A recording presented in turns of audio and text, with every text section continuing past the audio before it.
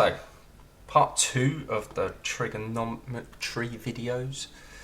This time, I'm going to look at how to get these angles using the trig functions. So, in this video, we've got the sides, and now we're trying to get the angles from these side values.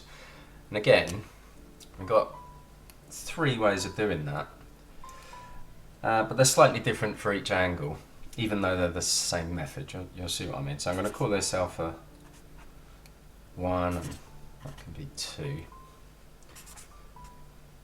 So let's have a look at alpha 1 first. So, as I said, there's 3 ways of getting the angle.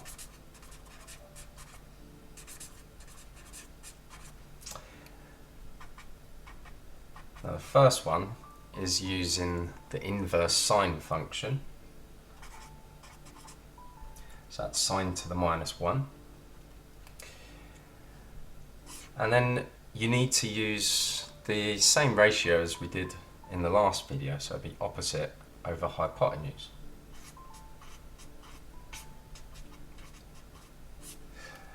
And we can also use the inverse cosine function. To use that, we need the adjacent divided by the hypotenuse. Then we got the inverse tan function, and yeah, you guessed it, opposite over adjacent. So if we put this into the calculator, we should get this angle the same, because these are 3 ways of getting the same angle. Now I said it would be different for this. It's not. The equation would look exactly the same. It's just that these sides are going to change. So for this angle, when we're talking about this angle, if we turn that into a little eyeball, this one is its opposite. This one's its adjacent, and that's its hypotenuse. But if we're talking about this angle, turn it into an eyeball, this is its opposite, that's its adjacent, and that's its hypotenuse. And that's very important. So I'll just calculate each angle with the 3 methods, and then we'll do the same for this angle. So just write these out the same.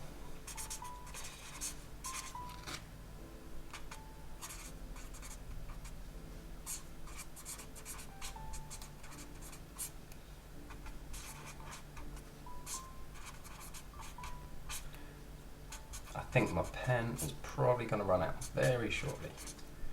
Then we'll have to go on to purple because it's the only one to hand.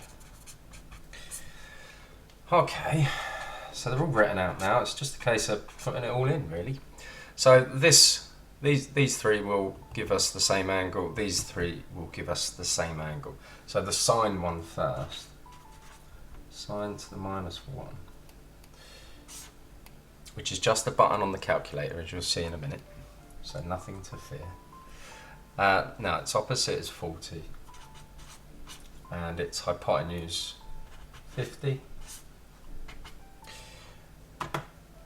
So let's punch that in. Now it's the same button, but we need to press shift first, because it's there, look, sine to the -1. If you can see that. Hopefully you can. Shift, sine. I use these little fraction things, I like them. 40 over 50. And I get 50.1 degrees. 53.1, Craig. So now let's try it for cosine to the -1. So this time we need the adjacent, which is 30. And the hypotenuse, which is 50. And again, it's just shift cos 30 over 50. And I get 53.1 degrees. And then we use the tan just to prove that this stuff works. Opposite is 40. divided by the adjacent, which is 30. So shift tan, nope, not that one. 40 over 30. And yeah, we get 53.1 degrees. So we got three options there. So we could have got this angle with any one of these. So if I just add the opposite and the hypotenuse, I could have used sine. If I just add the adjacent and the hypotenuse, I could have used cos to the minus 1. And if I only had the opposite and the adjacent, I could have used tan to the minus 1. So we've got three options, just like we did before. So let's move on to this second angle then, this one up here. So the first one we use sine. Now just remember that its opposite is this one this time. So it would be sine to the minus 1, 30 over the hypotenuse, which is always the slopey side.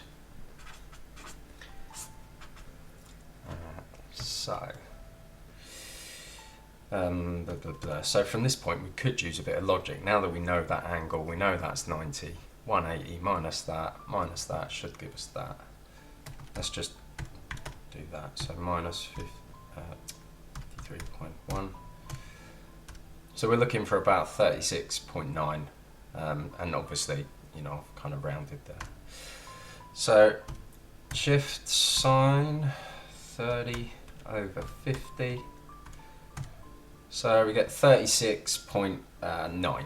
Let's say 36.9, which is about what I was expecting, really. Try to cos to the minus 1. The adjacent is this one next to it, so 40 over 50. And we should get the same result, so 40 over 50. 36.9. And then lastly, we do the tan. So opposite, this one, 30. Divided by the adjacent, which is 40. 30, 40. 36.9. Now, happy days. So it really just depends on what you've got and what you haven't got, really. The time when you might need this as an electrician, if you're doing phasor diagrams, you might want to work out the phase angle. But it's just handy to know, really. If you're dealing with vectors, this is vitally important, as is all trig actually, and I'd probably go further and say you need to know the cosine rule and the sine rule, which I might do in other videos, but I think I'll be the only viewer, so it might take a while to get around to that one. But yeah, join me next time. Cheers, bye bye.